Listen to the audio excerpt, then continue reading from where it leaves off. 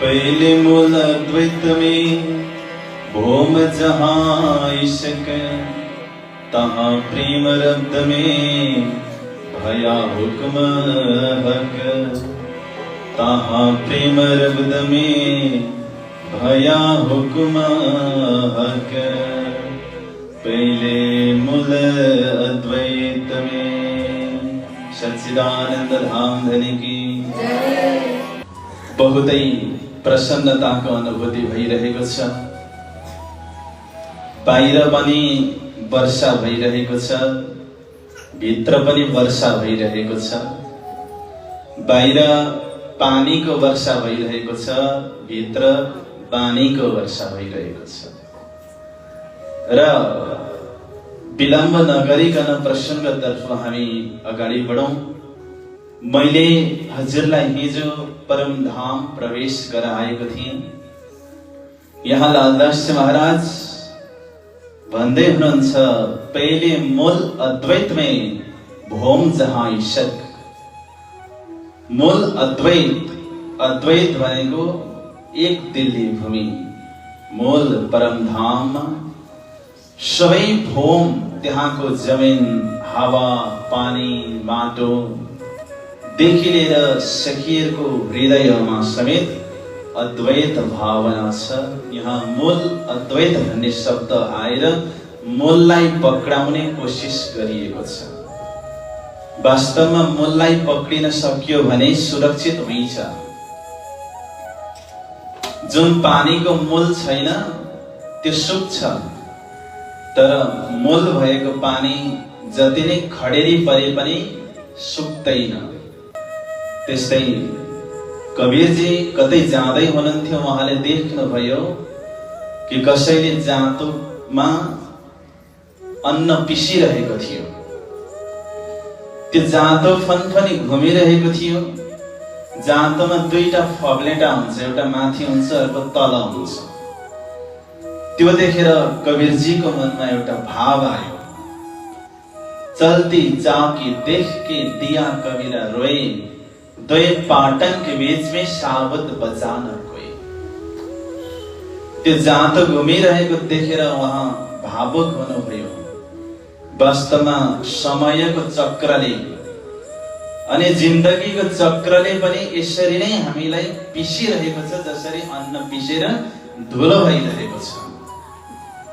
र संघर्षको मैदानमा व्यक्तिले आफ्नो कर्तव्य र उद्देश्यलाई भुलेर ऊ धुलो धुलो जस्तो भइरहेको छ भन्ने भावमा उहाँले त्यो निकाल्नु भयो।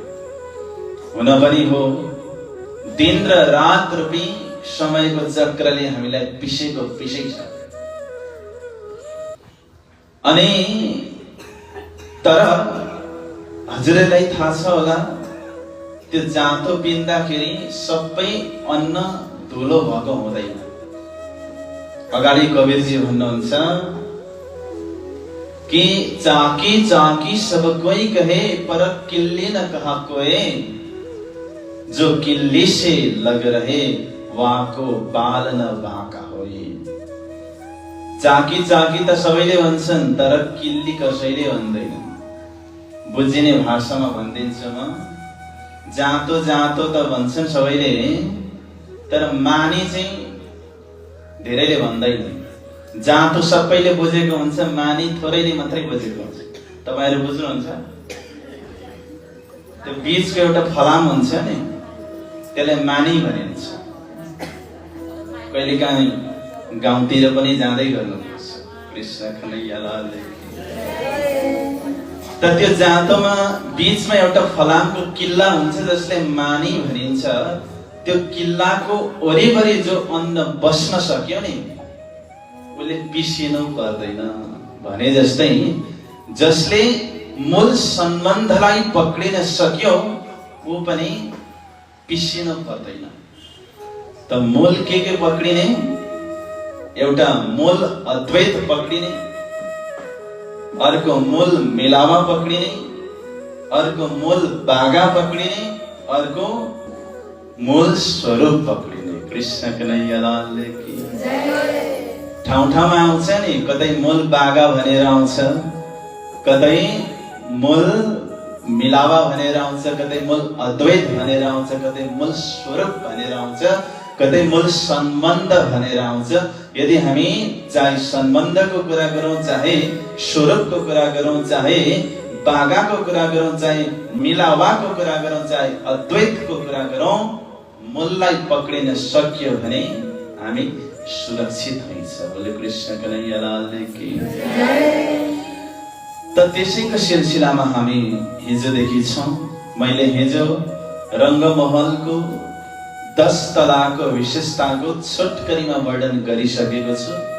आज त्यतापट्टि म लाग्न चाहन्न, अगाडिको विषयलाई म प्रस्तुत गर्छु। वास्तवमा 25 पक्षको बीचमा रङ्गमहल छ।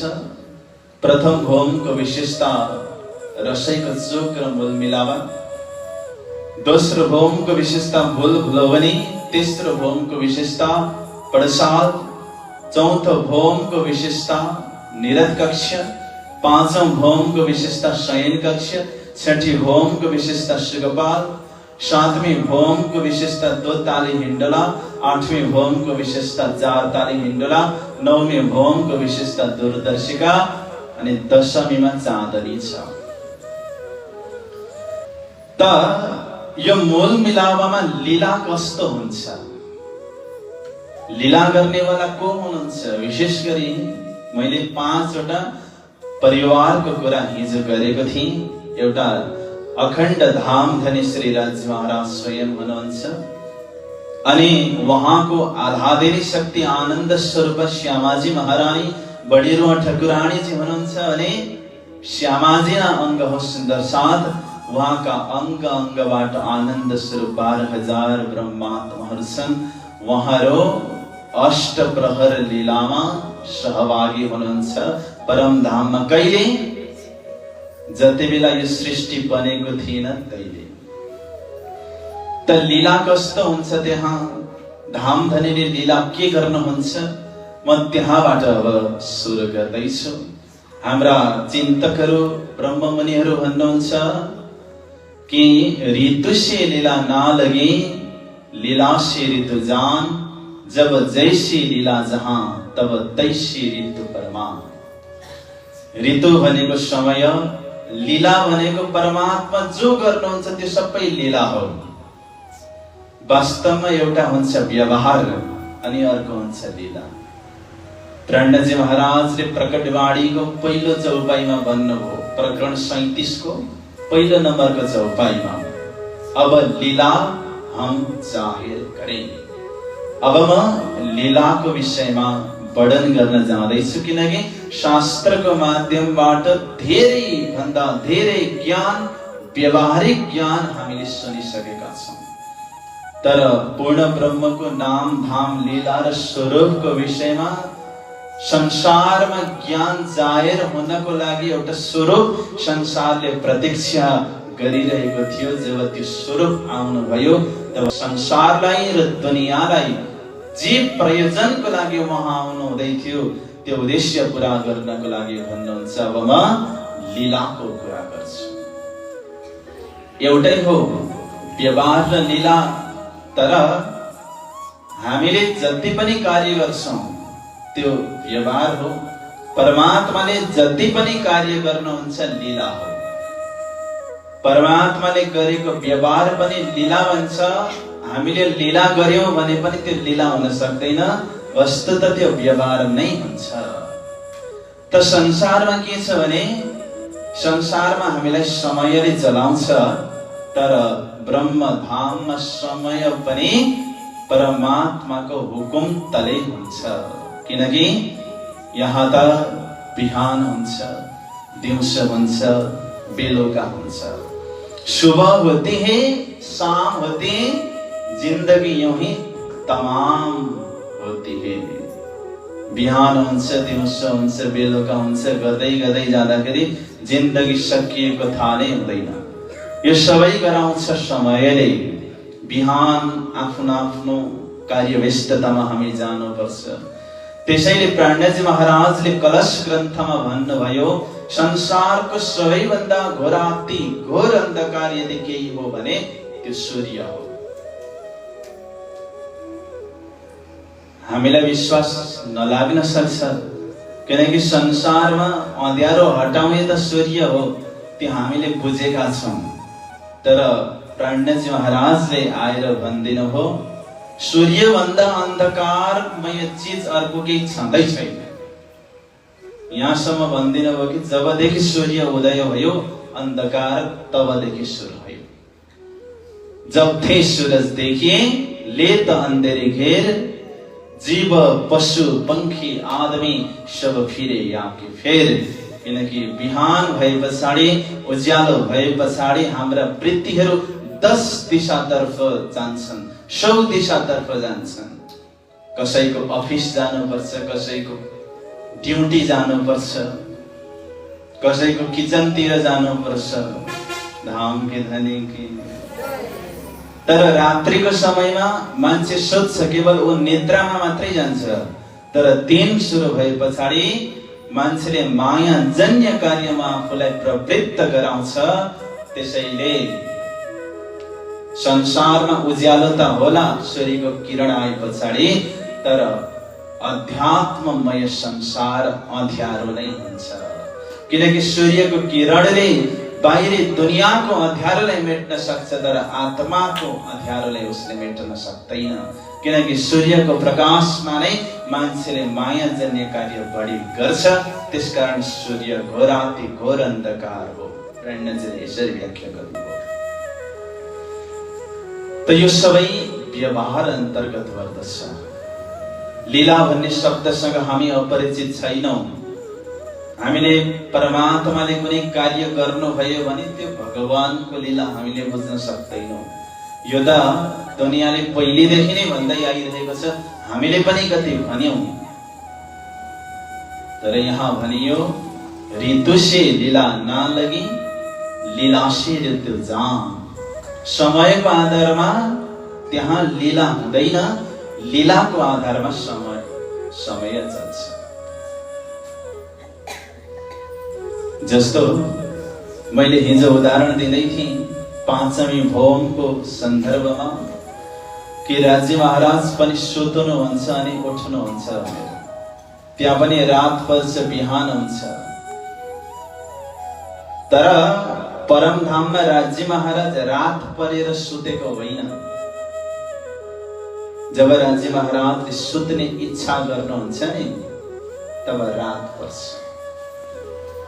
त समय पनि यसरी रोक्न सकिन्छ र दास बनाउन सकिन्छ र समयलाई पनि भन्ने प्रश्नमा केही उदाहरणहरू छन्, म तपाईलाई त्यो दिन्छु।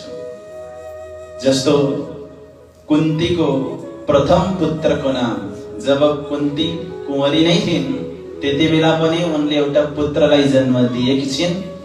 पुत्रको नाम हो कर्ण। कुन्तीलाई दुर्वासा ऋषिले प्रसन्न भएर एउटा मन्त्र दिनु भएको थियो, वशीकरण मन्त्र।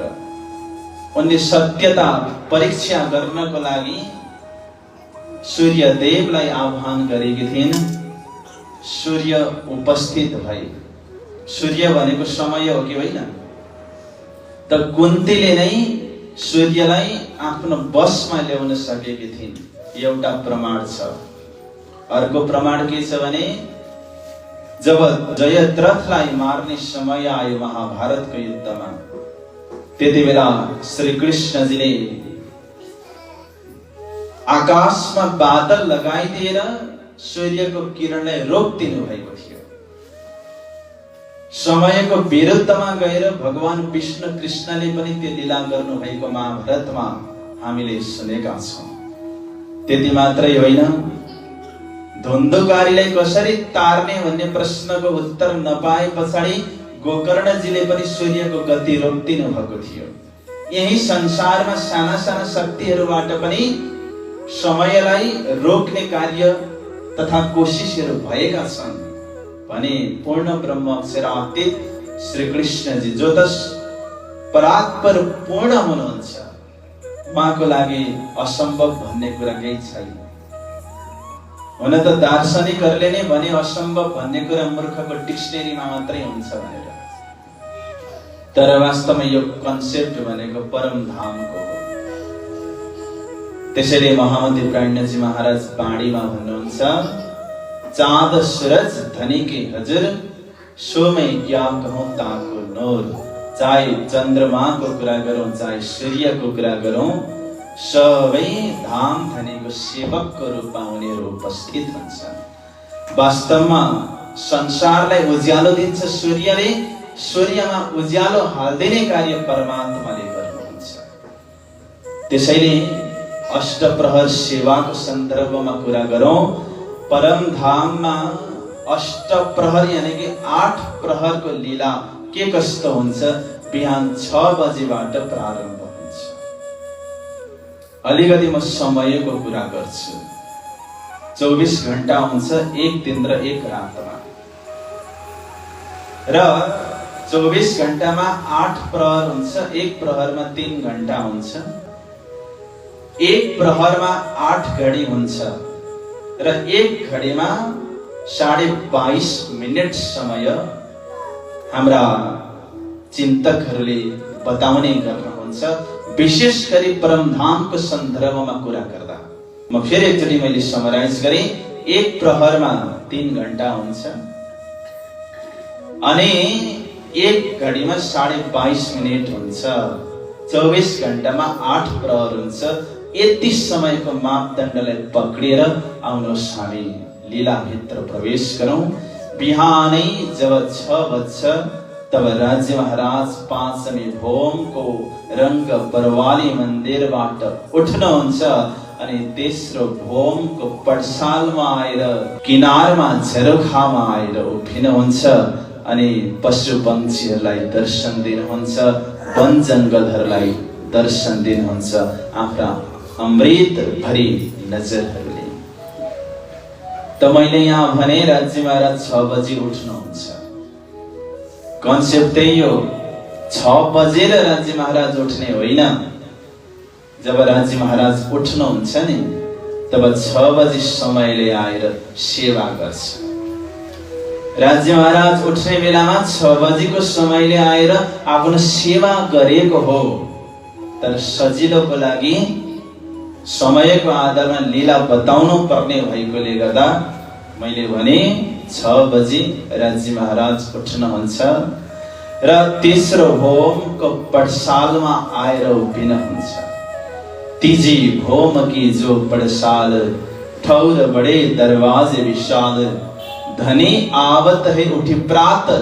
बिहानको समयमा बन सिंचत अमृत अघात अनि आफ्ना अमृत नजरले अमिरस प्रदान गर्नुहुन्छ पशु पक्षीलाई पनि अनि वनस्पतिहरूलाई पनि, जो पहिले नै चाँदनी चोकमा आएर दर्शनको उत्कट चाहना लिएर प्रतीक्षा गरेर बसिरहेका हुन्छन् धनीलाई।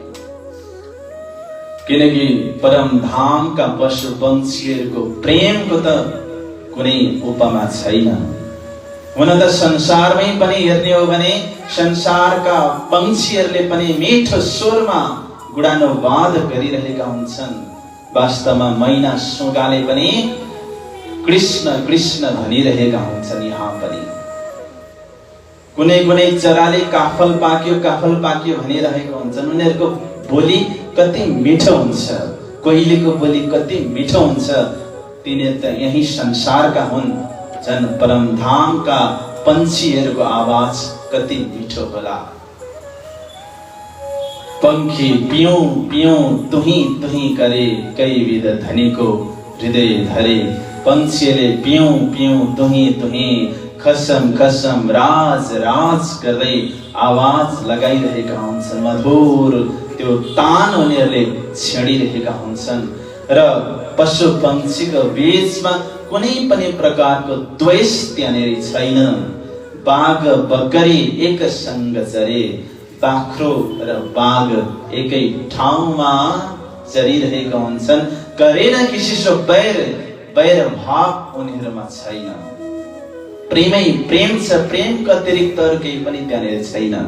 यिनीहरू दर्शनको प्यास आँखामा राखेर प्रतीक्षा गरेर बसिरहेका हुन्छन् र जब राज्य महाराजले दर्शन दिनुहुन्छ यिनीहरू तृप्त हुन्छन् अनि राज्य महाराजलाई प्रणाम गरेर आफ्नो अखडातर्फ प्रस्थान गर्छन्। त्यस पछाडि पाँचमी भोमको दोपुडी त्रिपुडी चौपुडी हवेलीहरूबाट 12,000 ब्रह्मात्माहरू त्यहाँनिर उपस्थित हुन्छन्। बिहानको समयमा राज्य महाराजलाई सबै ब्रह्मात्माहरूले प्रणाम गरेर एउटा मिठो अनुरोध गर्छन् कि मारा बालाजी चलो जमुना जल झीली। हे बालाजी, अब हामी जमुनाजीमा झिलना गर्न जाउँ। राज्य महाराज भन्नुहुन्छ सखीहरूको यो मिठो अनुरोधलाई कसरी नकारौँ?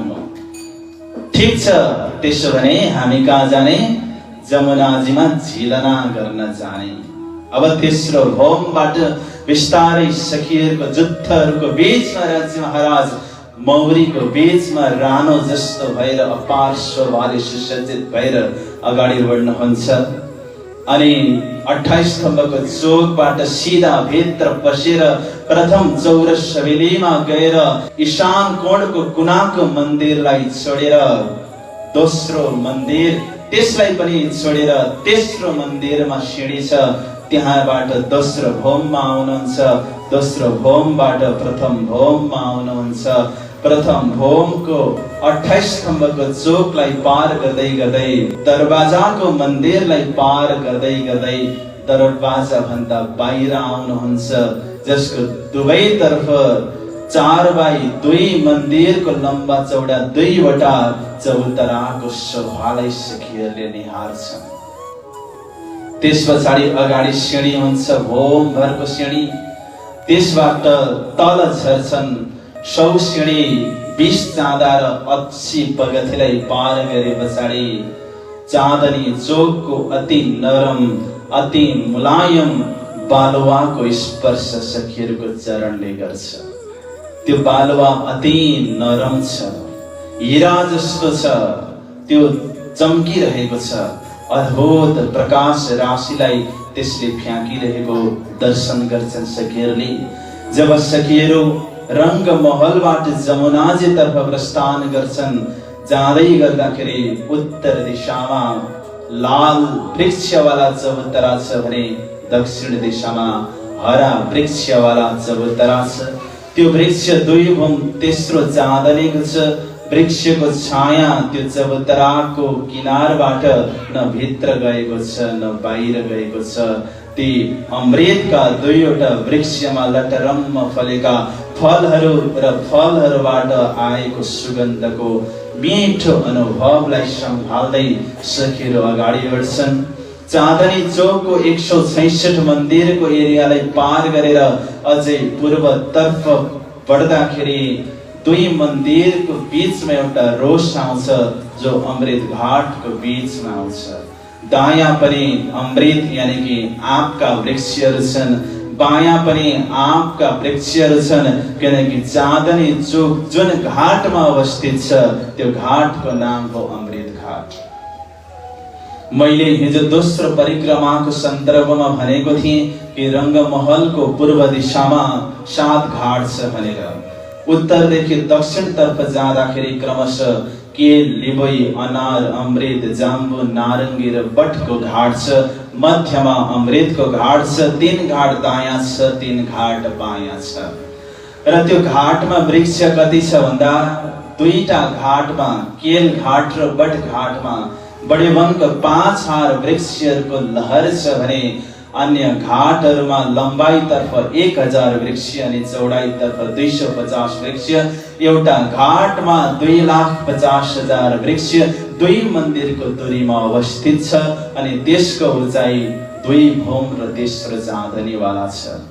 अनि त्यहाँको जमिन कस्तो छ, आकाश कस्तो छ, परिक्रमा ग्रन्थको आधारमा म थोरै चिन्तन गराउँछु। विशेष गरी त्यहाँको बालुवाको कुरा गरौँ।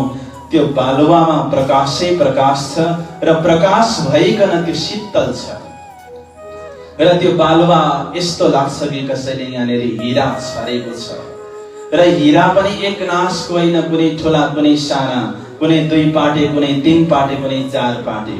महामती प्राज्ञजी महाराजले चौपाईमा भन्नुभएको छ कि त जानो हीरा कनी हर ठौर हर भान्त घनी, कि त दोखुनी 3 चौखुनी, कि त फिर्ती कहूँ गोल बने यस्तो प्रकारको कोमल सुकोमल नरम अति नरम मुलायम बालुवा माथि आफ्नो चरण राखेर जब सखीहरू वृक्षतर्फ निहार्छन् आकाशतर्फ निहार्छन् तर त्यहाँ लहराहरू यसरी फैलिएर बसेको छन् कि त्यो हाँगाहरूलाई झ्याप्पै छोपेर कि आकाश पनि त्यो वृक्षको बीचको चोकबाट दर्शन हुन सक्दैन।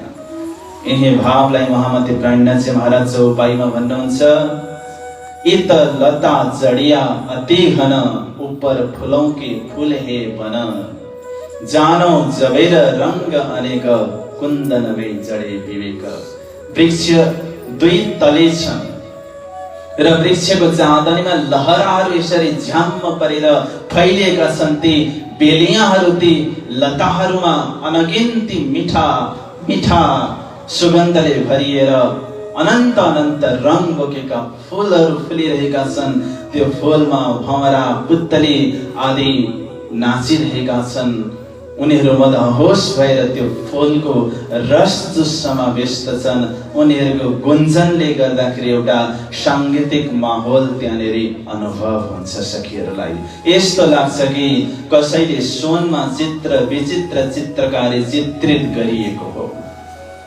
अनि त्यहाँका फलहरू कस्ता छन् त?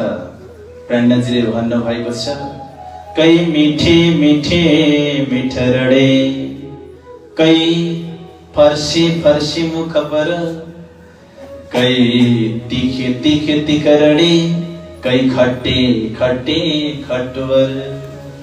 हामीलाई लाग्छ फल त्यो पनि कहाँको? परमधामको मिठो होला। मिठो त मिठै हो, तर सबैलाई गुलियो मिठो लाग्छ भन्ने जरुरत छैन। यही संसारकै कुरा गर्ने हो भने पनि नासपाती भन्ने बित्तिकै फर्पिङको याद आउँछ। फर्पिङको नस्पाती भने पछाडि मुख रसाउँछ। भुसुनाले नै खाइदिन्छ त्यहाँको नस्पातीलाई। अब सम्झिनुहोस्, यही संसारमा फलेको नस्पाती त्यति मिठो छ भने सात घाटमा फलेको नस्पाती कति मिठो होला। यहाँ सहर गर्नुपर्छ।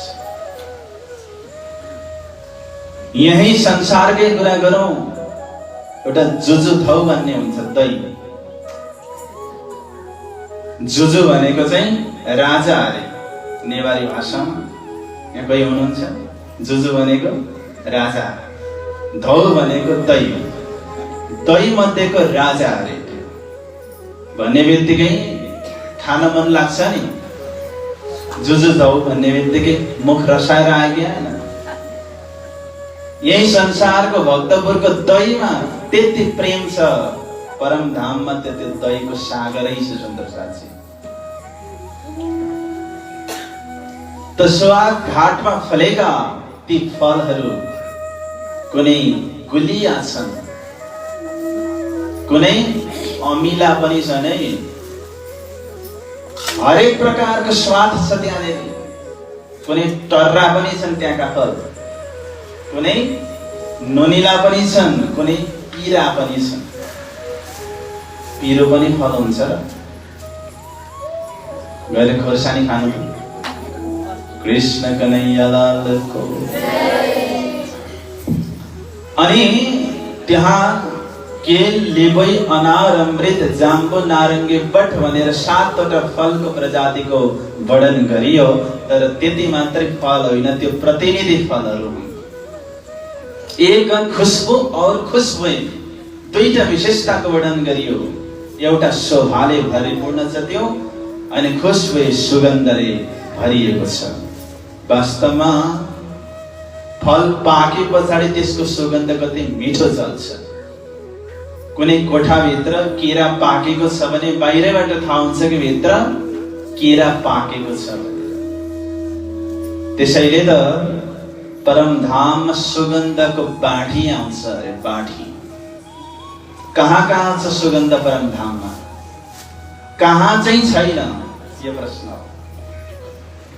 एउटा बालुवामा पनि सुगन्ध छ, सखीहरूको आभूषणमा पनि सुगन्ध छ, अनि वन की नेहेरको त्यो 60,000 भोग अग्लो नीलगिरीको वृक्षमा पनि सुगन्ध छ।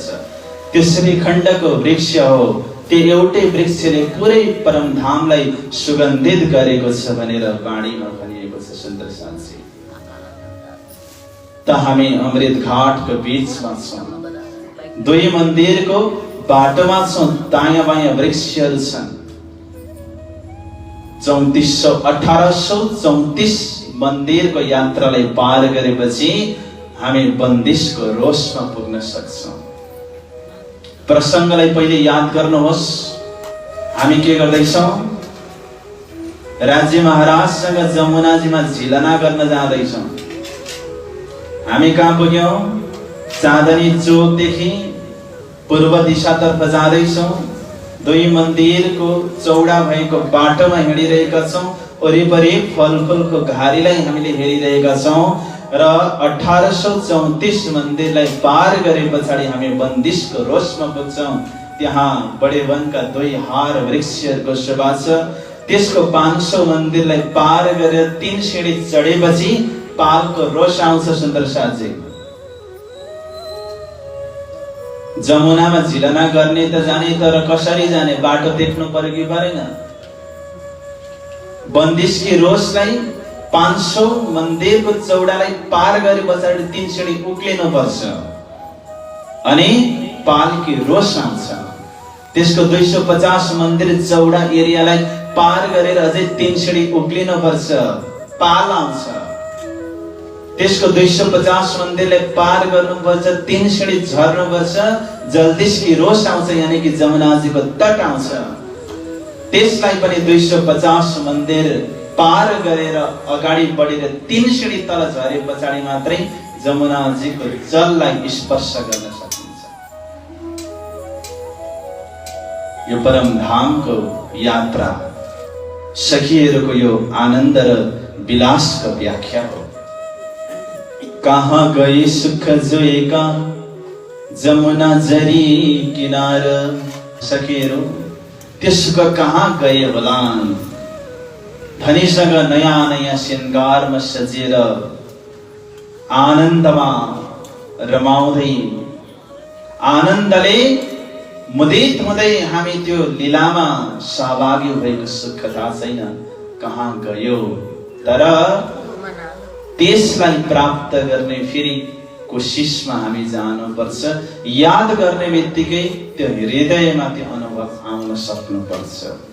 राज्य महाराजले भन्नुभएको छ, परमधामदेखि संसार आउने बेलामा जब याद तुम्हें मैं आऊंगा तब ही बैठोगे जाग।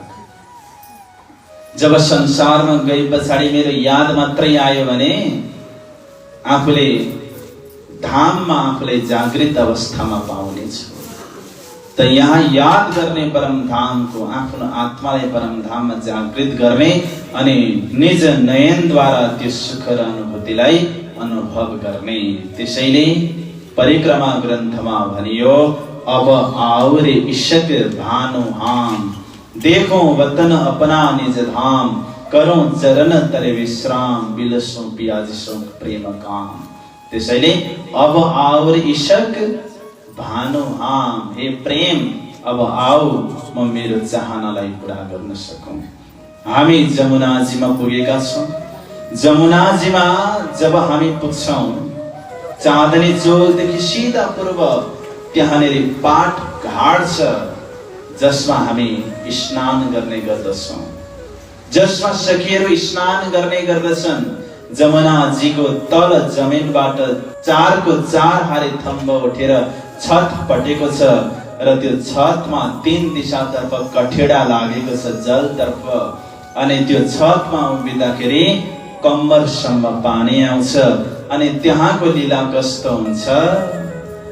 आप अकेले हो जिए संग श्याम जी साथ, आप अकेले हो जिए संग श्याम जी साथ, हम हो 12,000 मिलके, हम हो 12,000 मिलके, झिले तुम्हारे पास मारा बालाजी चलो जमुना जल झिले मारा प्रीतमजी चलो जमुना जल झिले।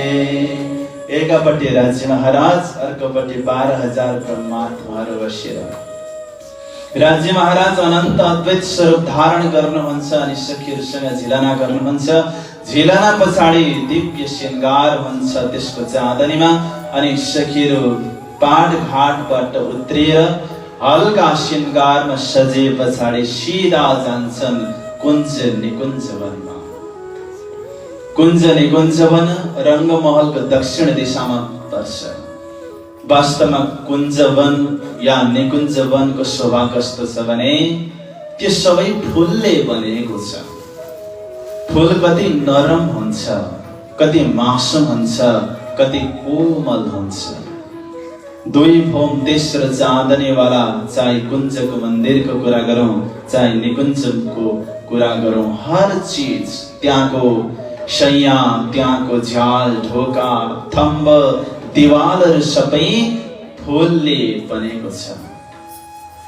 अनि त्यहाँका फलहरूमा एउटा विशेषता के छ भने मेवे चाहे सो लीजियो फल फूल मूल पात तित रहे तैसे ही बने ए बक्का बागों के बात।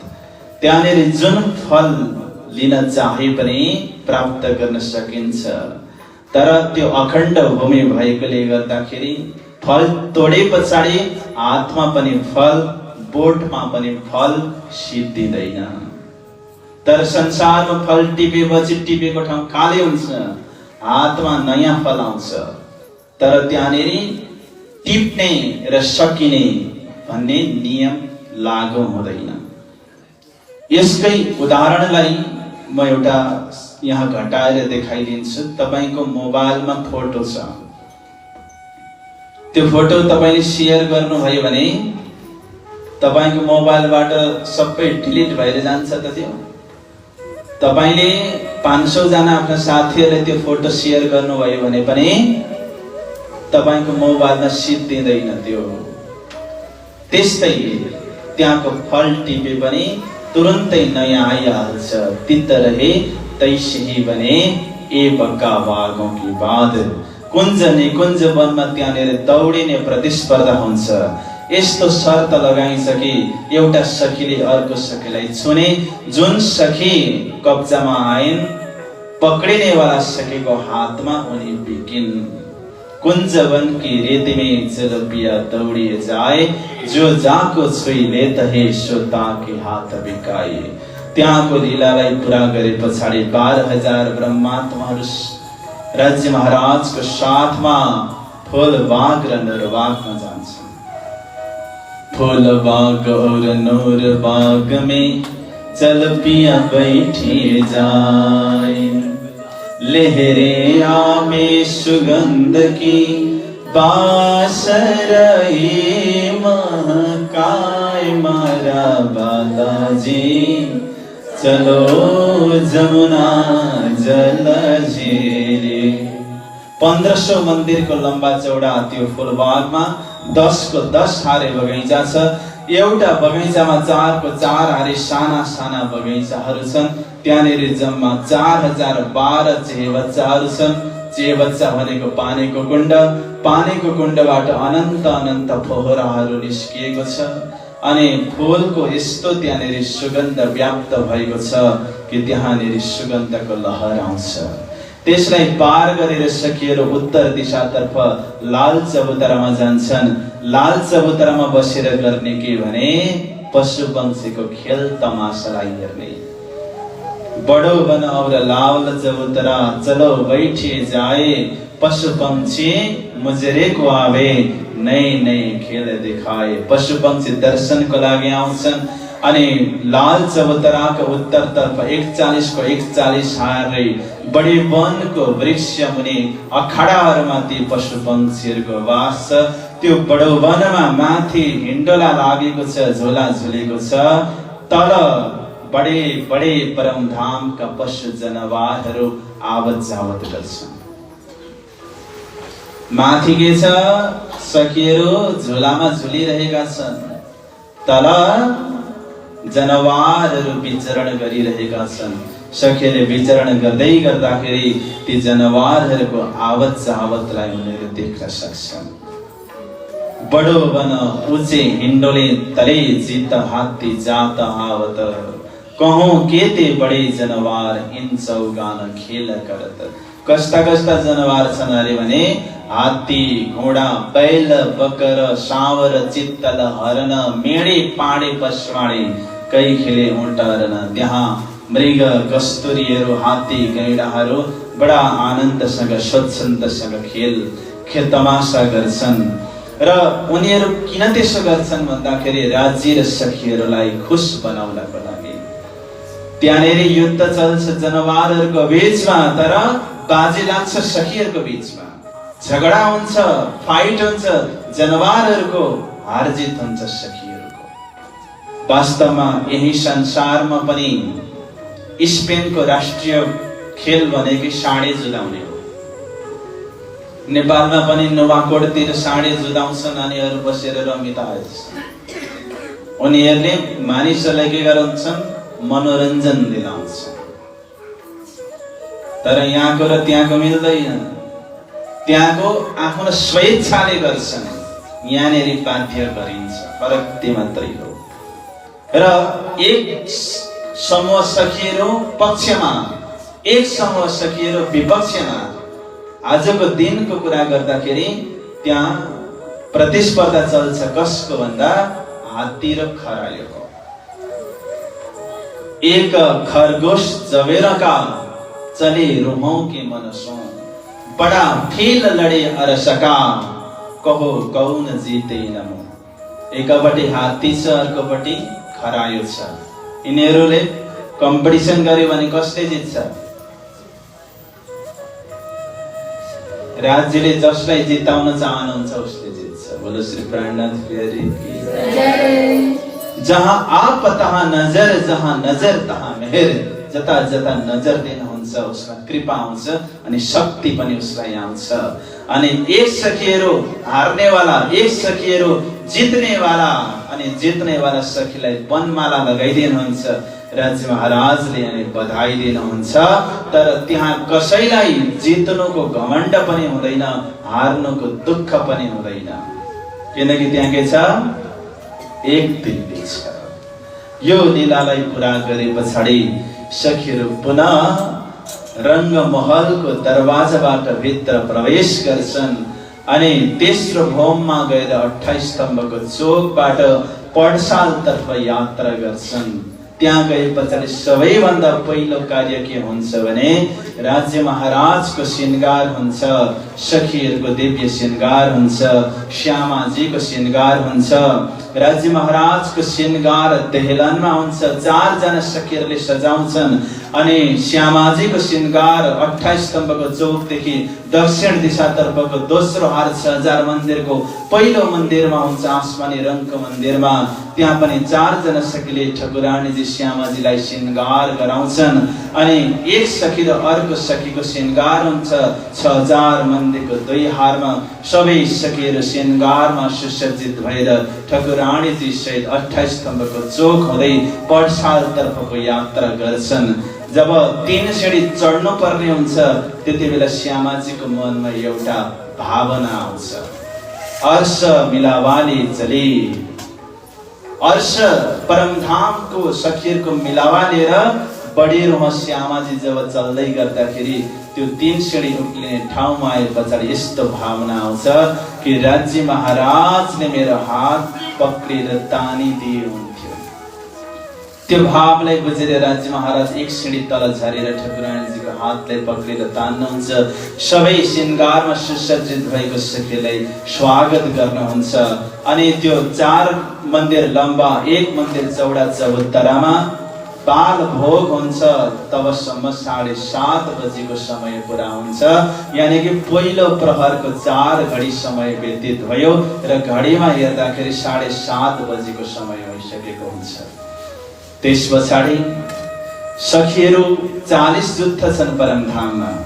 5 जुत्थ सखीहरू आफ्नो आफ्नो सेवामा जान्छन् भने जम्मा 35 जुत्थ सखीहरू त्यहाँ बसेर निरत लीलाको आनन्द लिने गर्दछन् र आज नृत्य गर्ने पालो नवरङ्ग भएको छ। कति बजेको छ? बिहानको 7:30 भएको छ। 5 जुत्थ सकेर सेवामा गइसके। परमधाममा सेवा पनि गर्नुपर्छ। यो संसारमा सेवा गर्दा गर्दा थकित भएर परमधाममा आनन्दले बस्ने भनेर जाने भनेको त। तर संसारको सेवा र परमधामको सेवा अलग अलग प्रकृतिको हुन्छ। संसारमा सेवा करले गर्नुपर्छ, परमधाममा सेवा रहरले गरिन्छ। रहरले गरियो भने त्यो सेवामा कुनै पनि दिक्दारी आउँदैन। यही कुरालाई प्राणजी महाराजले चौपाईमा भन्नुभयो, ए सब इच्छा सो मगावे पर सखियनको सेवा भावे। इच्छा मात्रले प्राप्त हुन्छ, तर सखीले सेवा गर्न मन लाग्छ त मन लागे पछाडि सखीलाई रोक्ने कसले? एउटा दरबारमा राजाको रानी हुन्छन्। रानीका अनगिन्ती सहेलीहरू हुन्छन्। सहेलिया मात्रै होइनन्, नोकरानीहरू पनि हुन्छन् नि। सबै काम नोकरानीले गर्छन्। तर रानी आफैलाई राजाको लागि भोजन बनाउन मन लागेकोले नोकरानीहरूले रोकेर उनी रोकिदिनन्। आफैलाई बनाएर खुवाउन मन छ उनलाई। हो, त्यो इच्छाले गर्ने हो, त्यो स्वेच्छाले गर्ने हो, रहरले गर्ने हो। एक जुत्थ सखी रसैको चोकमा जान्छन्। एक जुत्थ सखी फुलबागमा जान्छन् फुल लिनको लागि। एक जुत्थ सखी सात घाटमा जान्छन् फल लिनको लागि। एक जुत्थ सखी अन्नवनमा जान्छन् अन्न लिनको लागि। एक जुत्थ सखी वनमा जान्छन् पानका सामग्रीहरू इकट्ठा गर्नको लागि। त 35 जुत्थ सखीहरूले त्यहाँनेरि निरत लीलाको आनन्द लिन्छन्। र आजको दिनको कुरा गर्ने हो भने निरत गर्ने पालो कसको छ? नवरङ्ग बाईको। नामै जाको नवरङ्ग ताकि निरत कहूं क्यों कर। जसको नाम नै नवरङ्ग छ उसको निरत कस्तो होला। अनेक गुणरङ्ग ल्यावही नए नए दिल धर। अनेक प्रकारका मुद्राहरू ल्याएर अनेक प्रकारको गुणले आफ्नो निरतलाई सुसज्जित गर्छिन्। यस्तो लाग्छ कि महबूबको रिझावने अनेक कला साधत और नजर ना कर सके बन्ध ऐसी ही बाधत। आफ्नो प्रियतम राज्य महाराजलाई रिझाउनको लागि अनेक कला उनले सजाउँछिन्। नजर यस्तो तरिकाले बाँधिन्छ कि अन्यत्र जाँदै जाँदैन। यस्तो निरत लीला चल्छ कति बजीसम्म भने 9 बजीसम्म। 9 बजीसम्म निरत लीला चलेपछि 9 बजी 4 जुत्थ सखीहरू सेवाबाट निवृत्त हुन्छन् अनि आउँछन्। तर एक जुत्थ सखीहरू रसोईको चोकमा गएर मिठा मिठा व्यञ्जन परिकारहरू बनाइरहेका हुन्छन्। 9 बजेको निरत लीला पूरा भए पछाडि 10:30 सम्मको समय सखीहरूले पान बनाउँछन्। तर जसको ड्युटी छ उसले नै गर्छ। अरू सखीहरू राज्य र श्यामाजीको वरिपरि बसेर मिठा मिठा गफहरू सुन्ने, मिठा मिठा बातचित गर्ने अनि रस लिने र रस भर्ने कार्य गर्दछन्। राज्य महाराज सखीले एउटा प्रश्न सोध्नु भयो भने 4वटा जवाफ दिनुहुन्छ। ध्यान दिएर सखीहरूको कुरा सुनिदिनुहुन्छ। हामीले कुरा गर्यौं अनि कसैले हाम्रो कुरामा ध्यान दिएन भने भन्नेलाई पनि मजा आउँदैन, सुन्नेलाई पनि मजा आउँदैन। तर हाम्रो कुरा कसैले ध्यान दिएर सुनिदियो भने भन्नलाई पनि बडा आनन्द आउँछ। सखीहरूको कुरा राज्य महाराजले ध्यानपूर्वक सुनिदिनुहुन्छ अनि मिठो लवजले त्यसको प्रत्युत्तर गर्नुहुन्छ। सखीहरूलाई अपार आनन्दको सञ्चार हृदयमा हुन्छ त्यो प्रक्रियाले। 10:30 मा पानका पिँडाहरू तयार पारिएको हुन्छ। त्यो सकिन्छ, तयार हुन्छ अनि दाहिने तर्फको दोस्रो मन्दिर नीलो पिलो मन्दिरमा पलङ भन्दा तल त्यो पानको बिँडीलाई किस्तीमा सजाएर सखीहरू राख्छन्। अनि ती एकजुट सखीहरू पनि अरू सखीहरूसँगै मिसिएर राज्य महाराजका मधुर बाणीहरूलाई कानद्वारा पिउँछन्। समय जल्दै जान्छ, 11:15 जान्छ, यानि कि 2 प्रहर पुरा हुनलाई 2 घडी समय बाँकी रहँदाखेरि तल भान्सा कोठामा रसोई बनिसकेको हुन्छ। अनि आएर लाडबाईले आग्रह गर्छिन्, श्री धनीजी की आज्ञा पाऊं तो या समय रसोई ले आऊं। हे धनी, तपाईं आज्ञा गर्नुहुन्छ भने म रसोई लिएर आऊं। राज्य महाराजले आज्ञा दिनुहुन्छ। जब आज्ञा दिनुहुन्छ, सखीहरू रसोई लिनको लागि प्रथम भोममा जान्छन्। यता राज्य र श्यामाजी जो उत्तराभिमुख सिंहासन हुन्छ, त्यो सिंहासनको अगाडि 2टा चाकलामा बस्नुहुन्छ। राज्य महाराजले श्रृंगारको वस्त्र उतार्नुहुन्छ, चाकलामा बस्नुहुन्छ। अगाडि सुन्दर चौकीहरू राखिन्छ। अब सखीहरूले प्रथम भोमबाट थाली कटौराहरू प्रतिस्पर्धामा लिएर आउँछन्।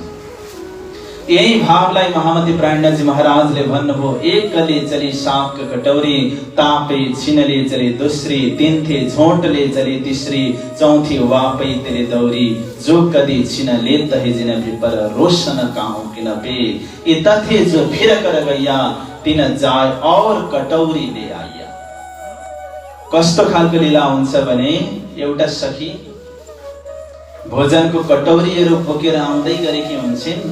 अब म राज्यलाई लगेर खुवाउँछु खिलाउँछु भनेर अर्की सखी आउँछिन्, बिचैबाट खोसेर दौडिन्छन्। अनि त्यो सखीको हातबाट फेरि तेस्रो सखी आउँछिन्, खोसेर दौडिन्छन्। अन्तिममा पुर्याउने वाला त चौथो सखी हुन्छ। 4 जना सखीहरू बाटोमा फेरिन्छन्। तर मैले लाँदै गरेको प्रसाद खोसिन् भनेर रोष हुँदैन, रिस उठ्दैन। त्यो रिस चाहिँ कलाई उठ्छ, संसारमा उठ्छ। किन भन्दाखेरि भोजन बनाउने म अनि लगेर खुवाउने ऊ। खुवाउनु पर्थ्यो भने उसले पनि मेरो जस्तै भोजन बनाउनु पर्थ्यो नि त। बिना रोष आउँछ कि आउँदैन? तर त्यो रोष छैन है। के हुन्छ अरे त्यसको बदलामा, यी तथी जो फिर कर गइया तिन जाय और कटौरी ले आई। एउटा सखीले छिनेर लगिन् नि बाटैबाट, ओहो मेरो त बाटै छोडिदियो, म तेस्रो भोममा पुग्नै परेन, मेरो काम त यही प्रथम भोममै भयो, मेरो काम त यही दोस्रो भोममै भयो। अनि उनी फेरि फर्किएर जान्छन् अनि अझै कटौरीहरू लिएर आउँछन्। ल यो पनि लैजाऊ सखी दिन्छ। ओहो कस्तो अद्वैत भावना। त्यसैले त्यो परम धाम हो। अद्वैत हुँदा कति आनन्द हुन्छ म तपाईलाई हाम्रै शरीरमा थोरै घटाएर देखाइदिन्छु। यो 2टा आँखाको कुरा गरौँ। यो आँखाले कस्तो चीज, अद्भुत चीज बनाइदिनु भयो परमात्माले भने नि। यो आँखाले पुरै संसार देखिन्छ नि, तर आफैलाई चाहिँ देख्दैन क्या। अर्काले हेर्दिनु पर्छ अनि मात्रै आफूलाई उसले देख्छ। त्यसैले आँखाले के सिकाएको छ? तिमी आफ्नो लागि होइन अर्कोको लागि गर, परोपकार गर। यो पाठ सिकाएको छ हाम्रै आँखाले। अनि 2टा आँखा छ नि, यी आँखाको बीचमा भेट भएको छैन कहिले, न त कहिले भेट हुने नै छ यी 2 जनाको। किनकि बीचमा एउटा पहाड छ, हो कि हैन? तर सम्बन्ध हेर्नुहोस्, यो आँखाबाट आँसु बग्यो भने दाहिने आँखाबाट देब्रे आँखा सुक्खा हुँदैन, उसले पनि रुन सघाइदिन्छ। कहिले भेट भएको छ?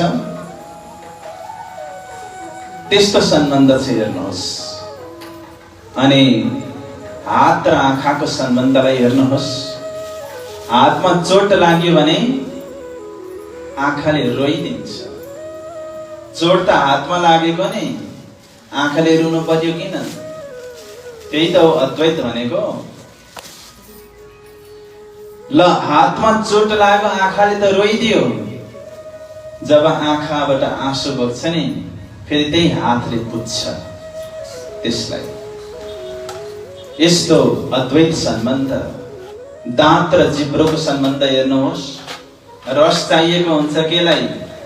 जिब्रोलाई। मेहनत गर्छ केले? दाँतले। दाँतले रस लिने होइन, उसले त मेहनत गर्ने हो। खाँदाखेरि पाउने वाला जिब्रो, लाभ जिब्रोले लिन्छ। म किन मेहनत गर्छु भनेर दाँत बसिदिँदैन। उसले मेहनत गर्छ, चपाउँछ, मिठो रस निकालिदिन्छ। अनि ओहो कस्तो मिठो जिब्रोले गर्छ। अब त्यो चपाउँदै गर्दाखेरि दाँतमा केही अड्क्यो भने दाँतलाई अप्ठ्यारो हुँदैन नि, जिब्रोलाई नै अप्ठ्यारो हुन्छ नि, जिब्रोले गएर निकालिदिन्छ। फेरि प्राणनाथ प्यारी की हेर्नुहोस् कस्तो अद्वैत सम्बन्ध छ। त्यसैले प्राणनाथजीले भन्नुभयो अद्वैत सम्बन्धमा जो दुख मेरी सैयों को तब सुख कैसा मोहे, हम तुम एक वतन की अपनी रूह नहीं दोए। जब मेरो सुन्दर साथले दुःख हुन्छ, मलाई कसरी सुख हुन सक्छ? त्यो त एउटा आमालाई गएर सोधौँ न। आफ्नो छोरा छोरी कुनै कष्टमा परेका छन् भने उनले जति फुलको सिंहासनमा राखी पनि उनले सुखको अनुभव हुँदैन। तर उनले जतिसुकै दुःख होस्, कष्ट होस्, तर आफ्ना छोरा छोरी सुखी छन् भने आफ्नो छोरा छोरी खुसी त आमा खुसी। त्यसैले आमाहरूलाई खुश बनाउन सजिलो छ। उनीहरूलाई प्रशंसा गरिदिँदा उनीहरू त्यति साह्रो खुसी हुँदैनन् के मम्मीहरू? उनीहरूको छोरा छोरीको प्रशंसा गर्दैन न। के खाने? चिया खाने कि खाजै खाएर जानु भन्ने थालिहाल्छ। कृष्ण कन्हैया लाल की त एउटा अद्वैत सम्बन्ध हो यो पनि। यही कुरा प्राणनाथजी महाराजले जागनेको प्रकरणमा भन्नुभयो।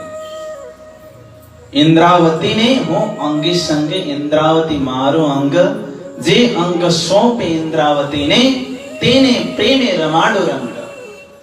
वास्तवमा इंद्रावती मेरी आफ्नै अंग हुन्।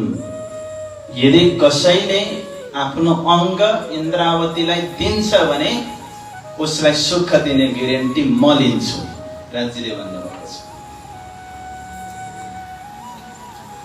यदि इन्द्रावतीले कसैले आत्मसमर्पण गर्छ भने नि, त्यो समर्पण गर्नेवालालाई प्रेमानन्दमा डुबाइदिने कार्य मेरो हो, राज्यले त्यहाँसम्म प्रतिज्ञा गर्नुभयो। त्यो हो अद्वैत सम्बन्ध। जब कटौरीहरू लिएर सखीहरू दौडिन्छन् तब राज्य महाराज बडा प्रशंसा गर्दै गर्दै त्यो व्यञ्जनहरू आरोप्नुहुन्छ। बनाउने वालाको बडा प्रशंसा गर्नुहुन्छ र त्यो प्रशंसाको योग्य पनि हुन्छ। जसले दिल दिएर कुनै परिकार बनाएको हुन्छ नि, त्यो मिठो हुन्छ। त्यसैले तपाईको त हातै मिठो हुन्छ नि, भन्छ कि भन्दैन? हो, हातै मिठो भन्नुको मतलब उसले जे गर्छ दिल दिएर गर्छ र जसले डुबेर गर्छ नि त्यो बडा सुन्दर हुन्छ। यो प्रक्रिया चल्छ लगभग 12 बज्दासम्म। राज्य महाराज र श्यामाजी महारानीलाई रसोई आरोगाए पछाडि राज्य महाराजले आज्ञा गर्नुहुन्छ सखीहरूलाई, तिमीहरू पनि रसोई गर्नु भनेर। जब त्यो आज्ञालाई सखीले प्राप्त गर्छन्, सखीहरू प्रथम भोगमा आउँछन्, रसोईको चोकमा आउँछन्। बडा आनन्दसँग सखीहरूले रसोई ग्रहण गर्छन्। पुनः तेस्रो भोगमै जान्छन्। अब रसोई गरे पछाडि के गर्ने? पानको सेवन गर्ने। सेवा पूजामा पनि छ नि, पान प्रशंसा भनेर छुट्टै हामी गायन गर्ने गर्छौँ। त्यो एउटा छुट्टै एउटा स्वभाव। भोजन गरिसके पछाडि पान खानुको मजा छुट्टै हुन्छ। त त्यो आनन्द सखीहरूलाई पनि राज्य महाराजले दिलाउनु भएको छ। आउनुहोस् यो पान प्रशंसाको एउटा सानो पद छ, त्यसलाई थोरै गायन गरौँ। आरोग्य स्वरूप जुगल धने, आरोग्य स्वरूप जुगल धने, पीड़ित सुंदर दीदी कलो पीड़ित सुंदर दीदी कर सिनगार सिंहासन ऊपर, कर सिनगार सिंहासन ऊपर, श्रृंगार आरती की धीरे कलो श्रृंगार आरती की धीरे। ताली बजाउँदा निद्रा पनि लाग्छ। जय हो।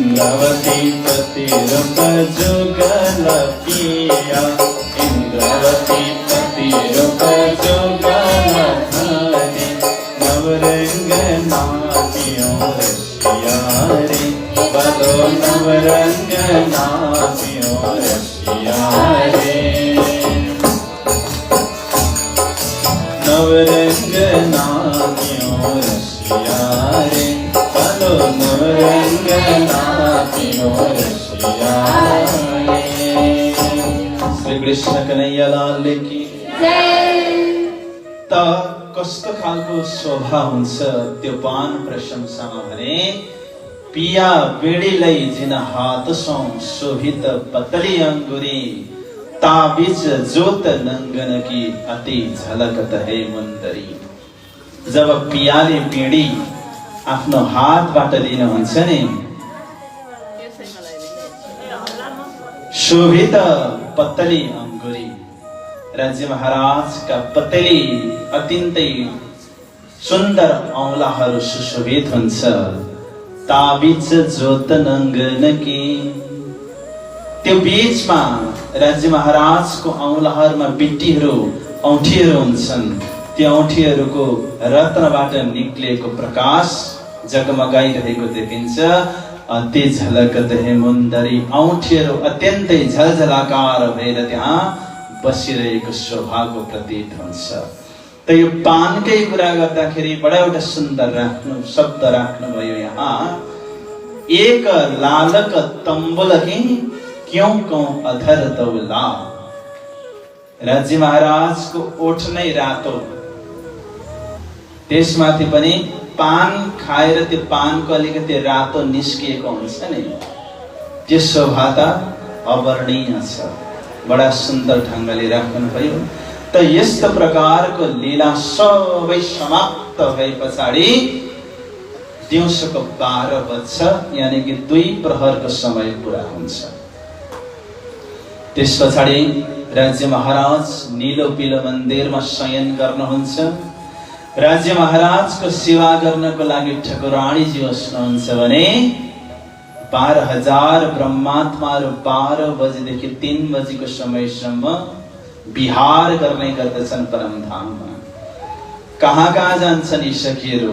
कुनै सखी चाँदनी चोकमा जान्छन्, कुनै सखीहरू 7 घाटमा जान्छन्, कतिपय सखीहरू पालमा जान्छन्, कतिपय सखीहरू जमुनाजीमा जान्छन्, कतिपय सखीहरू बटपिपलको चौकीमा जान्छन्, कतिपय सखीहरू कुञ्जनी कुञ्जवनमा जान्छन्, कतिपय सखीहरू हौसकुसर तलाबमा जान्छन्, कतिपय सखीहरू टापु महलमा जान्छन्, कतिपय सखीहरू टापु महलको चाँदनीमा जान्छन्, कतिपय सखीहरू फुलबागमा जान्छन्, कतिपय सखीहरू नुरबागमा जान्छन्, कतिपय सखीहरू अन्नवनमा जान्छन्, कतिपय सखीहरू दुग्धलिचामा जान्छन्, कतिपय सखीहरू पश्चिमको चौगानमा जान्छन्, कतिपय सखीहरू बडुवनमा जान्छन्, कतिपय सखीहरू मधुवनमा जान्छन्, कतिपय सखीहरू महावनमा जान्छन्, कतिपय सखीहरू लाल चबुतरामा जान्छन्, कतिपय खडकलीमा जान्छन्, कतिपय ताडवनमा जान्छन्, कतिपय पुखराजमा जान्छन्, कतिपय पुखराजको तरहटीमा जान्छन्, कतिपय पुखराजको चाँदनीमा जान्छन्, कतिपय आकाशी महलको चाँदनीमा जान्छन्, कतिपय पुखराज तालमा जान्छन्, कतिपय सखीहरू बङ्गलाजीमा जान्छन्, कतिपय बङ्गलाजीको तरहटीमा जान्छन्, कतिपय अधवेज कुण्डमा जान्छन्, कतिपय ढपा सबुतरमा जान्छन्, कतिपय मूल कुण्डमा जान्छन्, कतिपय त रङ्गमहलकै चाँदनीमा गएर लीला गर्ने गर्दछन्। 3 घण्टा व्यतीत हुन्छ। दिनको 3 बजेको समय हुन्छ। 3 बजेको समयमा सखीहरू आउँछन् अनि राज्य महाराजलाई नीलो पीलो मन्दिरमा उठाउँछन्। राज्य महाराज 3 बजे उठ्नुहुन्छ र उठे पछाडि राज्य महाराजले सोध्नुहुन्छ सखीहरू आज कहाँ जाने। त्यति बेला सखीले आफूलाई जहाँ जान मन छ त्यो ठाउँ बताउँछन्। अब कृष्ण पक्ष र शुक्ल पक्षमा अलग अलग लीला हुन्छ। कृष्ण पक्षको 15 दिनमा कहाँ जान्छन् अनि शुक्ल पक्षको 15 दिनमा कहाँ जान्छन्। कृष्ण पक्षको प्रतिपदाको दिन पाटघाटमा जाने, द्वितीयाको दिन बटपुलमा जाने, तृतीयाको दिन कुञ्जनी कुञ्जवनमा जाने, चतुर्थीको दिन फुलबाग नुरबागमा जाने अनि पञ्चमीको दिन पश्चिमको चौगानमा जाने, षष्ठीको दिन लाल चबुतरा ताडवनमा जाने, सप्तमीको दिन बडवनमा जाने, अष्टमीको दिन महावन मधुवनमा जाने, नवमीको दिन पुखराज तरहटीमा जाने, दशमीको दिन पुखराज चाँदनीमा जाने, एकादशी पुखराज तालमा जाने, द्वादशीको दिन बङ्गलाजीमा जाने, त्रयोदशीको दिन अधवेश कुण्डमा जाने, चतुर्दशीको दिन ढपा चबुतरा र मूलकुण्डमा जाने, औँसी यानि कि अमावस्याको दिन केलपुलको चाँदनीमा जाने। यो रुटिन कृष्ण पक्ष। शुक्ल पक्षमा प्रतिपदादेखि अष्टमीसम्म नोर नीर क्षीर दधी घृत मधु रस सरवर सागरमा जाने, नवमीको दिन 4 हार हवेली छुटी राङमा जाने, दशमीको दिन बनकी नहेरमा जाने, एकादशीको दिन माणिक पहाडमा जाने, द्वादशीको दिन जबेरौं की नहेरमा जाने, त्रयोदशीको दिन 24 हाँसको महलमा जाने अनि चतुर्दशीको दिन हौजको तलाबको टापु महलमा जाने अनि पूर्णिमाको दिन रंग महलको चाँदनीमा जाने अनि रात्रिको 12 बजीसम्म लीला गरेपछि मात्रै पाँचमी भोममा पधार्ने यो प्रकारको क्रम हुन्छ। र कृष्ण पक्षमा धेरै टाढा टाढा सखीहरू जाँदैनन्, विशेष गरी जबेरौं की नेरको भित्रसम्म जान्छन् भने शुक्ल पक्षको दिन तखतराबामा चढेर सखीहरू दूर दूर विचरण गर्न जान्छन्। अब म पहिले कृष्ण पक्षको भन्छु, त्यस पछाडि शुक्ल पक्षको भन्ने छु। कृष्ण पक्षमा विशेष गरी नजिकको ठाउँमा जाने, कसरी जाने?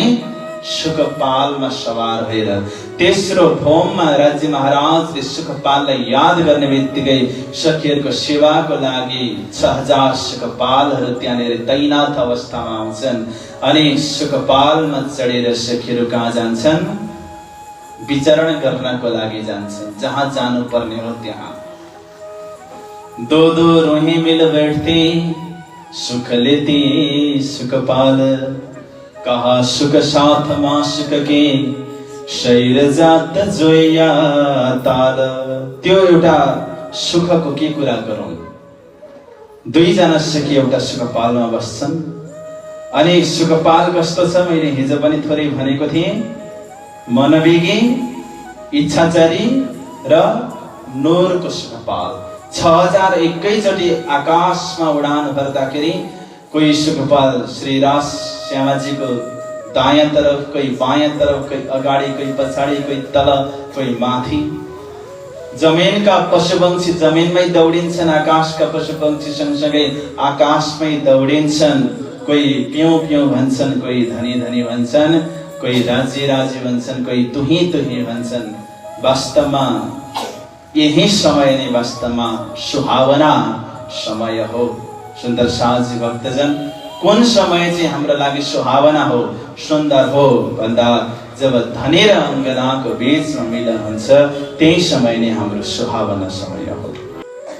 यस प्रकारले सुखपालहरूले आकाशमा शोभा भर्छन् र जुन ठाउँमा गएका हुन्छन् सखीहरू कृष्ण पक्षमा, दिनको प्रहर पुरा हुनलाई 2 घडी बाँकी रहँदासम्म लीला हुन्छ अनि 2 घडीको 1 घडीमा झिलना हुन्छ, 1 घडीमा श्रृंगार हुन्छ र सुखपालमा चढेर सखीहरू पुनः 6 बजे चाँदनी चोकमा आउँछन् र चाँदनी चोकमा पशुपक्षीहरू पुनः खेल तमासा प्रदर्शन गर्नको लागि पहिल्यै बसिसकेका हुन्छन्।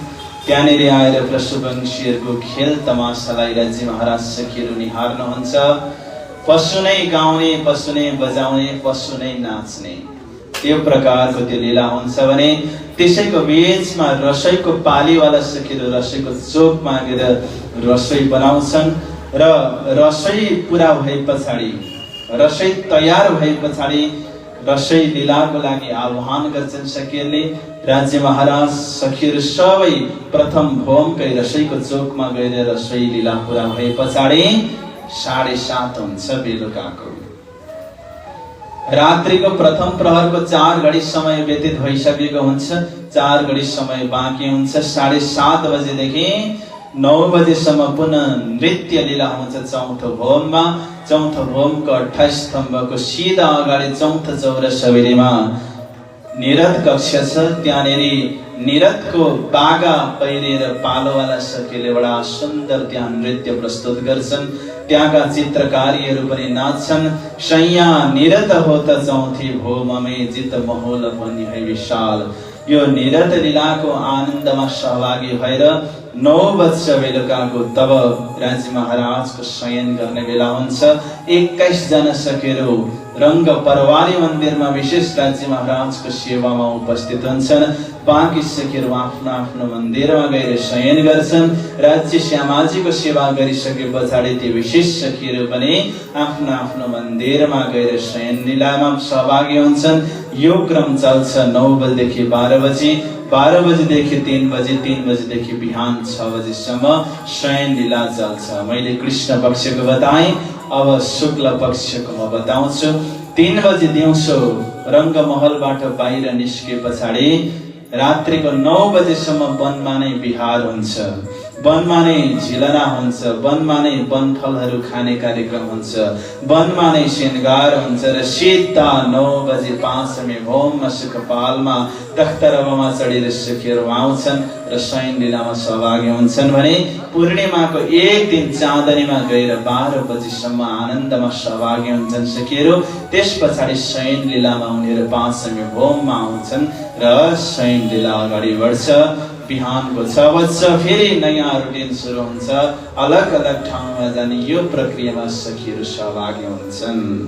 मैले राज्यको श्यामाजीको र सखीहरूको भने अब अर्का पनि एकजना हुनुहुन्छ परम धाममा अक्षर ब्रह्म। उहाँ के गर्नुहुन्छ? उहाँले पनि केही त गर्नुहुन्छ, त्यतिकै बस्नु हुँदैन। उहाँको पनि लीला हुन्छ, तर उहाँको बाल लीला हुन्छ। राज्य महाराज किशोर लीला गर्नुहुन्छ अक्षराती धाममा, अक्षर ब्रह्म बाल लीला गर्नुहुन्छ अक्षरधाममा। उहाँको लीला के हो भने जागृतको कल्पनामा अनन्त अनन्त ब्रह्माण्डहरू बनाउने र मेटाउने। जसरी एउटा बालकले नयाँ नयाँ चित्रहरू बनाउँछ, फेरि मेटाउँछ, पेन्सिलले बनाउँछ, इरेजरले मेटाउँछ, त्यसै गरी अक्षर ब्रह्म पनि बाल लीला गर्नुहुन्छ। अनि लीलाकै आधारमा उहाँको अवस्थालाई बाल भनियो, उमेरको आधारमा होइन। अक्षर ब्रह्म बच्चा होइन, तर लीलाको आधारमा उहाँको स्वरूपलाई बाल स्वरूप भनियो। त कैकोट ब्रह्माण्ड उपजत खपत भनेर यहाँ बाणीमा शब्द राख्नुभयो महामती प्राणजी महाराजले। अक्षर ब्रह्मले जो सोच्नुहुन्छ नि, कल्पना मात्रले त्यो दृश्य खडा हुन्छ। हाम्रो सपना साकार हुँदैन तुरुन्तै, तर अक्षर ब्रह्मको सपना या कल्पना तुरुन्तै साकार हुन्छ। हाम्रो पनि हुँदै नहुने होइन, तर समय लाग्छ हामीलाई। हामी बीचमै जादु देखाउनेहरू हुन्छन् नि, जादु देखाउनेले पनि आफ्नो कल्पनाले स्वरूपमा तुरुन्तै बदल्न उसले सक्छ। जस्तो एउटा हेर्दा हेर्दै कमलामा आँपको वृक्ष उमार्छ, त्यो वृक्षमा फुल फुलाउँछ अनि फल लगाउँछ अनि टिपेर खान पनि दिन्छ। आफ्नो मनको स्वरूपलाई उसले आकारमा बदल्न सक्छ एउटा जादुगरले भने। अर्का महान जादुगर हुनुहुन्छ वो अक्षर ब्रह्म। उहाँले तुरन्तै ब्रह्माण्ड बनाउनुहुन्छ र मेटाउनुहुन्छ। तर जागृतमै सपना भन्ने चिज अहिलेसम्म आएको छैन। हाम्रो पनि सपना साकार हुन्छ। कसरी साकार हुन्छ भने कुनै व्यक्तिले पिएचडी गर्छ अनि पिएचडी गर्दाखेरि दीक्षान्त समारोहमा उसले भन्छ कि बच्चादेखि नै मैले पिएचडी गर्ने, नामको अगाडि डाक्टर राख्ने सपना देखेको थिएँ। आज 40 वर्ष पछि आएर मेरो सपना साकार भयो। उसले सपना देखेको हुन्छ बच्चैमा, तर साकार हुनलाई 40 वर्ष लाग्छ। तर परम धाममा समय लाग्दैन, तुरन्त भइहाल्छ। त अक्षर ब्रह्मले कोटी ब्रह्माण्डहरू बनाउँछन् र मेटाउँछन्। त ब्रह्माण्ड कति छ अरे भन्दाखेरि यथा सूर्योदय गेहे भ्रमन्ति त्रसरेणव तथेमे परमाकाशे ब्रह्माण्ड त्रसरेणव यथा तरंगा जलधौ तथेमा सृष्टय परे उत्पत्त्युत्पत्त्य लीयन्ते रजाम शिव महानिले। घरभित्र सूर्यको किरण परेको छ भने त्यो अनगिन्ती धुलाका कणहरू हुन्छ, तर त्यसको गणना गर्न सकिँदैन। ब्रह्माण्डहरू त्यति नै छन्। पानीमा अनगिन्ती लहरहरू हुन्छ, त्यसको देखिन्छ तर गणना गर्न सकिँदैन, त्यति नै ब्रह्माण्ड छन्। जमिनमा अनन्त धुलाका कणहरू छन्, त्यसलाई देखिन्छ तर गणना गर्न सकिँदैन। त्यस्तै कोटी कोटी ब्रह्माण्डहरू छ जो उत्पत्ति हुन्छ र प्रलय हुन्छ। कति बेला, कति समय लाग्छ? नेत्र भ्रमण मे वास्य तदक्षरम परम पदम। अक्षर ब्रह्मले झिमिक्क गर्दाखेरि अनन्त ब्रह्माण्ड बनिन्छ र मेटिन्छ। किनकि यो समय परम धामको समय हो, संसारको समय होइन। संसार बनेर मेटिँदाखेरि अक्षर ब्रह्मले झिमिक्क गरे जति समय मात्र यो सुन्दर साथी। त्यसरी बुझ्नु पर्ने हुन्छ। र यो वर्षौंदेखि यो चल्दै चल्दै आइरहेको थियो परम धाममा। र अक्षर ब्रह्म परम धाममा गएर अक्षरातीत ब्रह्मको दर्शन गर्ने गर्नुहुन्थ्यो। कहिले भने लगभग बिहानको 9 बजेको समयमा। कुटस्थ एव तत्धाम्ने कृष्ण दर्शन लालस नित्यम प्रयाति परम प्रेम पूरित मानस। अक्षर ब्रह्म अक्षरातीत धाममा गद गद हृदय लिएर पूर्ण ब्रह्मको दर्शन गर्नुहुन्थ्यो र फर्केर आउने गर्नुहुन्थ्यो। किन दर्शन गर्नुहुन्थ्यो भन्दा सच्चिदानन्द मध्येको सत अंशको एक अंश हुनुहुन्छ। एउटै स्वरूप भएकोले गर्दाखेरि लीलामा यो प्रक्रिया हुन्थ्यो। त्यसलाई त्यो स्वाभाविक ढङ्गबाट लिनुपर्छ। अब यो क्रम त चलिरहेको थियो नि, कहिलेदेखि चल्यो त्यो पनि थाहा छैन, कहिलेसम्म चल्छ त्यो पनि थाहा छैन। यो आनन्दको लीला हो। तै पनि संसार बन्यो किन?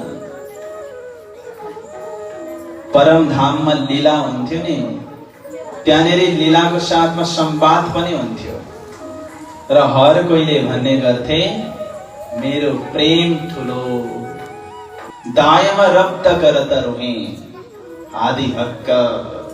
नित्य संवाद गर्ने गर्थे कसले? राज्य श्यामाजी सखीहरूले के भनेर संवाद गर्थे भने सब कोई कहती अपना मेरा है बडा इश्क। सबैले मेरो प्रेमलाई ठुलो हो भन्ने गर्थे, भन्ने मात्रै होइन गर्ने पनि गर्थे। अधिक प्रेम म गरौं भन्ने चाहना सबैमा आउँथ्यो। तर राज्य महाराज भन्दा धेर प्रेम त सखीले गर्न सक्दैनन्, यो कुरा सत्य हो। राज्य महाराजले भन्नुभयो मेरो जति प्रेम तिमीहरू गर्न सक्दैनौ, म एकापट्टि अनि तिमीहरू 12,000 अर्कापट्टि बराबर हो भन्दा सखीले पचेन। हामी 12,000 अनि राज्य एक्लै। 12,000 को प्रेम धेरै हुन्छ कि एकजनाको हुन्छ? यो खालको तर्क सखीहरूको मनमस्तिष्कमा गुन्जिरहन्थ्यो र हमेशा यही विषयमा झगडा हुने गर्थ्यो। तर कस्तो झगडा भने सात्विक झगडा। कुनै झगडा यस्तो हुन्छ नि, त्यो झगडामा बडा प्रेम हुन्छ। हरेक झगडाले विपत्तिलाई निम्त्याउँदैन। एउटा उदाहरण दिन्छु। हामी गाडीको यात्रा गर्दैछौँ भने भिड छ गाडी, बसको यात्रा गरौँ। प्राइभेट गाडीमा जानेहरूलाई एकछिनमा कन्स्टेन्ट राख्छु। बसको यात्राको कुरा गरौँ, भिड हुन्छ नि कहिलेकाहीँ, विशेष गरी बिहान बेलुकाको समय भिड हुन्छ। त यात्रा गर्न एक्लै गइयो, त्यो बसको त्यो झुन्ड्याउने हात पक्रिने झुन्ड्याइदिएको हुन्छ नि डोरी, त्यहाँ समातेर बसिरहेको छेउमा हेरेको त आफ्नै साथी पो बसिरहेको रहेछ झुन्डेर। ऊ पनि 10 वर्ष भएको थियो भेट नभएको। ओहो, आज गाडीमै यस्तै अवस्थामा भेट हुन लेखेको रहेछ हामीलाई। उनीहरूले ठट्टा गरे। अब सिट त खाली हुन्छ, अब एकैचोटि दुईटै सिट खाली हुन्छ भन्ने जरुरत छैन नि।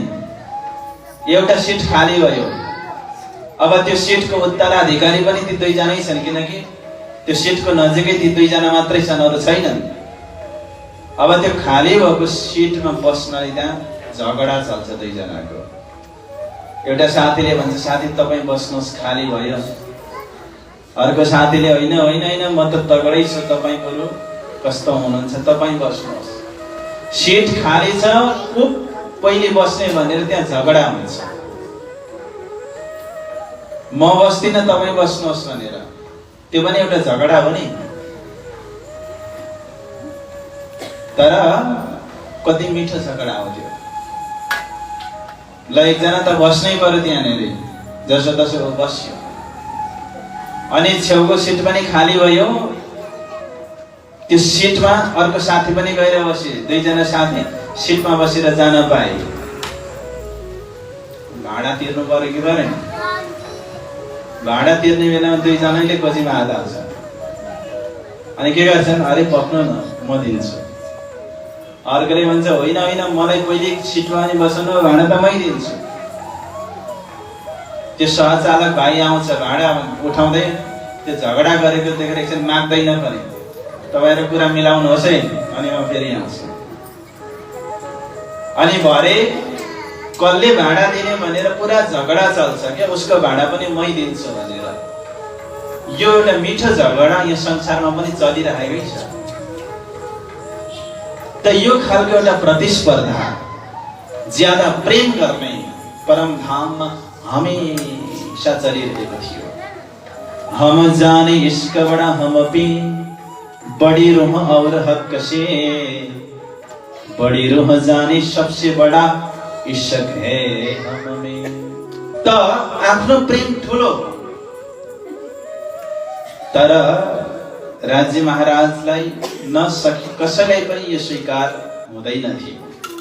हक्के कैया हादी रोहन को तुम नहीं मेरे माफक, तुम तेहकीक मेरे माशिक, मैं तुम्हारा आशिक। राज्यले भन्नुभयो तपाईहरु मेरो मासुक हुनुहुन्छ, आशिक म हुँ। झगडा आशिक र मासुक हो। आशिक भनेको पुत्तली हो, मासुक भनेको बत्ती हो। उदाहरण दिँदैछु म। त्यो पुत्तली बत्ती बलेको देख्ने बित्तिकै के गर्छ? हाम फाल्छ। या त त्यो बलिरहेको बत्तीलाई निभाइदिन्छ या त आफू जल्छ। आशिक र मासुकमा यो एउटा अक्षण अन्तरात हुन्छ जो मासुक बिना रहनै सक्दैन। मासुक जो अतिशय प्रिय छ। उदाहरणको लागि नदी आशिक हो भने सागर मासुक हो। नदी सागरलाई भेट्नको लागि टक्राउँछ पहाडसँग, कष्ट उसले उठाउँछ, अन्ततः जब सागरलाई भेटाउँछ अनि शान्त हुन्छ। मासुक सागर उसले त केवल नदीको प्रतीक्षा गर्छ। त्यसैले आशिक हुनु ठुलो कुरो हो मासुक भन्दा। त यही आशिकको पदवी कसले शिरमा लिने भन्ने विषयको झगडा परमधाममा चलिरहन्थ्यो।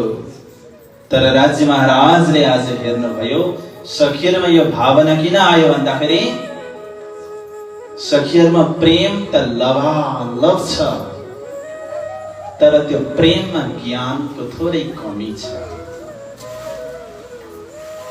किनकि सच्चिदानन्द मध्येको सत भनेको ज्ञान प्राधान्य छ, आनन्द प्रेम प्राधान्य छ। सतबाट अक्षर ब्रह्म, आनन्दबाट सखीहरू। राज्य महाराज चित स्वरूप हुनुहुन्छ। सतलाई थाहा छैन आनन्द के हो, आनन्दलाई थाहा छैन सत के हो, तर चितले जान्दछ सत के हो, आनन्द के हो। आज राज्य महाराजले चाहनुभयो सतमा आनन्द आओस्, आनन्दमा सत आओस्, यानी कि प्रेममा ज्ञान आओस् अनि ज्ञानमा प्रेम आओस्। जब यो दुईटा पूर्ण हुन्छ नि अनि मात्रै 100% हुन्छ। प्रेम मात्रै छ ज्ञान छैन भने बेहोसी आउँछ। ज्ञान मात्रै छ प्रेम छैन अहंकार आउँछ। जब प्रेममा ज्ञान आउँछ, ज्ञानमा प्रेम आउँछ, ब्यालेन्स हुन्छ। त यसैको कमी राज्य महाराजले देख्नुभयो सखीको भित्र। तर राज्यलाई मात्रै थाहा छ, अरु कसैले थाहा छैन। एक बात साई हर्षकी दूजा वायदत्त का इश्क, सो दिखलावने रूहों को पहले दिल में लिया हक। परम धाम को साम्राज्य को परिचय दिन र अद्वैतको प्रेमको परिचय दिलाउनलाई राज्य महाराजले सोच्नु भयो कि म खेल देखाउँछु। किन देखाउँछु? खेल भनेको असत जड र दुःखको छ। असत जड र दुःखलाई नबुझिकन सच्चिद आनन्दलाई बुझ्न सकिँदैन। सुखमे तो सुखदायम परस्वादन आवत पर, दुःख आय सुख आवत सो मेरा खबलत नजर। सुखमे, सुखको भूमि परम धाममा त सुख छँदैछ। मिठै मिठो खाइरहेकोलाई मिठो जित्यो भने उसको लागि त्यो महत्त्वको नहुन सक्छ। तर तीतो खाएर मुख तीतो भएको बेलामा उसलाई रसभरि खुवायो भने उसले मिठो मानेर खान्छ। त्यसैले दुःख आए सुख आवत, दुःखको अनुभव नभइकन सुखको महत्त्व बुझ्न सकिँदैन। त परम धाममा प्रेम त छँदैछ सखीहरूको हृदयमा, तर त्यो प्रेमको महत्त्वलाई बुझ्नलाई, धनीको साहेबीलाई बुझ्नको लागि अर्को एउटा खेल देख्नै पर्ने अवस्था राज्य महाराजले देख्नुभयो। अनि राज्य महाराजले खेल बनाउने निर्णय लिनुभयो अनि खेलमा पठाउने सोच पनि बनाउनुभयो। राज्य महाराजले चाहेर पनि परम धाममा एक चीज गर्न सक्नु हुँदैन। भन्ने गरिन्छ नि परब्रह्म पूर्ण ब्रह्म परमात्माको लागि केही असम्भव छैन भनेर। उसले चाह्यो भने दिनलाई रात बनाइदिन सक्छ, रातलाई दिन बनाइदिन सक्छ। उसले पहाडलाई तिल बनाइदिन सक्छ, तिललाई पहाड बनाइदिन सक्छ उसले चाह्यो भने। तर यस्तो समर्थशाली परमात्माले पनि ब्रह्मधाममा एउटा कार्य गर्न सक्नु हुँदैन। ब्रह्मधाम भित्रै वियोगको खेल देखाउन त्यो राज्य महाराजको पनि बसको कुरा रहेन। कोई काम खुदा से न होए, ऐसे न कहियो कोई, पर एक काम ऐसी बक्कामिने सो हक से भी न होए। त्यो जुदागी देखाउने किन? विरह नभइकन, वियोग नभइकन प्रेमको महत्त्वलाई बुझ्न सकिँदैन। विरह भए पछाडि प्रेमको महत्त्व बुझ्न सकिन्छ, तर विरह भन्ने चीज नै परमधाममा छैन। त्यसैले अलग्गै ब्रह्माण्डमा सखीलाई पठाउनु पर्ने जरुरत राज्य महाराजले ठान्नु भयो। जब खेल देखाउँछु भन्ने सोच आयो राज्य महाराजलाई, परमधाममा एउटा विशेषता छ, एक दिल्ली भन्ने।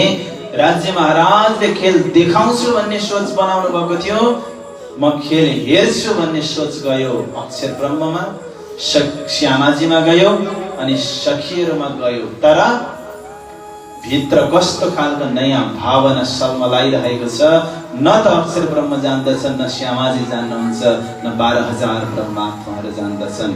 केवल master control, master computer, master remote राज्य महाराजले आफ्नो हातमा पक्रिनु भएको छ। अब बिस्तारै सबैको हृदयमा त्यो भावनाको सञ्चार गराइदिनु भयो। पहिले लय आपके दिल में, पीछे आई महानोर, तीन पीछे हादिर हनमे ए जो हुआ जहुर। पहिले राज्यले सोच्नु भयो, पीछे आई महानोर, त्यसपछि अक्षरमा आयो, ता पीछे हादिर हनमे श्यामाजीमा आयो, सखीहरूमा आयो। यस प्रकारले खेल देख्ने र देखाउने कुरा सबैको हृदयमा सञ्चार भयो। राज्यले अब सोच्नु भयो कि ब्रह्मात्माहरूकै मुखबाट हामी खेल हेर्छौं भन्ने बोली निकाल्छौं। तर उब्जाउने वाला राज्य महाराज आफै हो, ए उपजाई हमारे धनी। तर बोली निकाल्ने कार्य सखीहरूको मुखबाट उहाँले गराउन चाहनु भयो, किनकि राज्यलाई त सबै थाहा छ नि त खेल कस्तो हुनेवाला छ। म पठाउने छु खेलमा, 2-4 दिन भए पछाडि भयो राज्य पुगो, अब यो खेल हामी खेल्दैनौँ भन्यो भने त खेल पुरा नभइकन मैले बोलाउनु पर्छ। उनीहरूकै मुखबाट यदि उनीहरूले मागे भने त कसले मागेको भन्न पाइन्छ। त्यसैले राज्य महाराज चतुर चौकस चेतन अति चोपसौं, उहाँको लागि धेरै विशेषणहरूको प्रयोग गरियो। सखीहरूको मुखबाट के गर्ने, हामी खेल हेर्ने भन्ने भावना निकाल्दिनको लागि प्रेरणा दिनुभयो।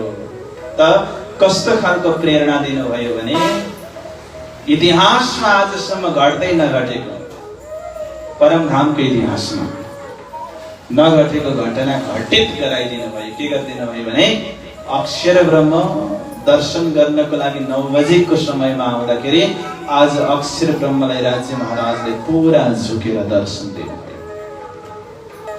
सखीहरूको नजरले त एकटक राज्य महाराजको स्वरूपलाई निहारिरहेको छ।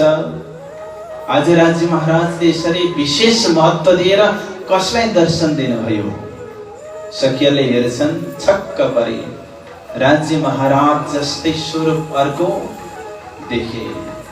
सखीहरूको मनमा भुइँचालो आयो, अरे राज्य महाराज, फलाना तपाईको जस्तो स्वरूप उको हो, तपाईले त आजसम्म दर्शन नगराइकन राख्नु भएको थियो, फेरि आफै भन्नुहुन्छ म आशिक हुँ। आशिकको मनमा पनि यस्तो राज छुपेर बस्न सक्छ? ए राज, तपाईको मनमा यति ठुलो राज, हामीलाई त विश्वासै भएन। तपाईले यो रहस्यलाई बताउनै पर्छ, त्यो पुरुषको हो जो तपाईं जस्तै छ। राज्य महाराजले भन्नुभयो, ओ अक्षर ब्रह्म हो, जमुना पारी अक्षरधाममा बसेर ब्रह्माण्ड बनाउने र मेटाउने कार्य गर्छ, असत जड र दुःखको। सखीले पहिलोचोटि असत भनेको सुने, जड भनेको पहिलो पटक सुने, दुःख भनेको पहिलो पटक सुने। जड, असत, दुःख के हो त्यो? राज्य महाराज भन्छ, त्यो नजानेकै राम्रो। किन? उसले जुन ब्रह्माण्ड बनाउँछ मेटाउँछ नि, त्यहाँ गए पछाडि यस्तो फसिन्छ, एकचोटि गइन्छ फेरि फर्केर आउन सकिँदैन, त्यस्तो खालको उसले बनाउँछ। त्यसो भए हामी त्यही जाने, हामी त्यही हेर्ने, सखीहरूले जिद गर्न थाले। अक्षर ब्रह्मको खेल हामी हेर्ने। राजी महाराज भन्नुहुन्छ हुँदैन हुँदैन म देखाउँदिन, एकचोटि देखिहाल्यो अब फेरि सोध्दै नसोध। तर प्रेरणा चाहिँ दिइरहनु भएको छ भित्र। कसैले एउटा पोको ल्याएर दियो हामीलाई, अनि उसले भन्यो यो खोल्दै नखोल्नु है यो पोको, म एकछिन पछाडि आउँछु भनेर गयो भने पहिले पोको खोल्न थालिन्छ नि। उसले केही नभने एकछिन राख्दिनै म आइहाल्छु भनेको भने त्यो के होला। त्यहाँनिर 20 तोला सुनै थियो भने पनि हेरिँदैन। तर यो पोको चाहिँ पटक्कै नखोल्नु है भनेर गए पछाडि पहिलो काम के हुन्छ, पोको खोल्ने। वास्तवमा प्रेमको र मोहको सञ्चार भनेको आँखाबाट हुन्छ। चाहे प्रेमको कुरा गरौँ चाहे मोहको कुरा गरौँ नि, आँखाबाट हुन्छ। त्यसैले हामी आँखाको बाटो गरेर आयौं, कानको बाटोले जानुपर्छ। देखे पछाडि इच्छा भयो, आँखाले आँपको बोट देख्यो, आँखाले के देख्यो अरे आँपको बोट देख्यो। आँखा गएन, के गयो, मन गयो। मन त गयो नि, मन गएर फल टिप्छ, शरीर गयो, त्यहाँनिर गयो शरीर, फल टिप्यो केले, हातले टिप्यो, हातले खायो केले, स्वाद आयो केलाई, जिब्रोलाई। मालिकले देख्यो डन्ठा लायो, डन्ठा खायो केले, ढाडले। आँसु आयो केबाट, सबैभन्दा पहिले देखेको थियो केले, त्यसले कर्मको फल भोग्नुपर्छ। मारा कर्म तणिरे कथाए सुनो मारी आपाविते। षड्ऋतु ग्रन्थमा म मेरो कर्मको कथा भन्छु। जुन दिन हाम्रो आँखाले अक्षर ब्रह्मलाई देखियो, वास्तवमा त्यही दिनदेखि हाम्रो भाग्यमा यो कर्म लेखिएको रहेछ। इन्द्रावती आत्मा षड्ऋतुमा रुनुहुन्छ। त आँखाको बाटोले आयौं, कानको बाटोले जाने। त कानको बाटोले कसरी जाने, ते माटे तमी सुन जो साथ, एक कहूं अनुपम बात।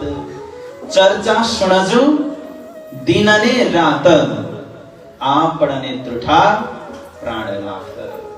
कानको बाटोबाट जानलाई चर्चा सुन्नु पर्छ। कहिले साउनमा 1 महिना हो,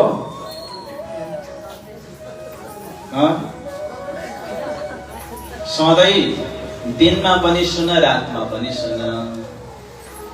दिनमा त सुन्ने हो, ठीक छ, मन्दिर गइन्छ कतै।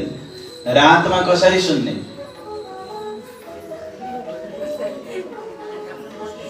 युट्युबबाट। कृष्ण कन्हैया लाल की। आफै भन्ने आफै सुन्ने, बुझ्नुभयो। अब भन्नलाई त जान्नु पर्यो, जानेकै छैन के भन्ने। से कम पनि यति चाहिँ हामीलाई याद होस्, रङ्गमहल, मोलमिलावा, राज्य र श्यामाजीको स्वरूप कस्तो छ, कम्तीमा यति थाहा होस्। अनि पातालदेखि परम नामसम्म जाने बाटो थाहा होस्, अरू कुरा बिस्तारै जाने हुन्छ। कृष्ण कन्हैया लाल की।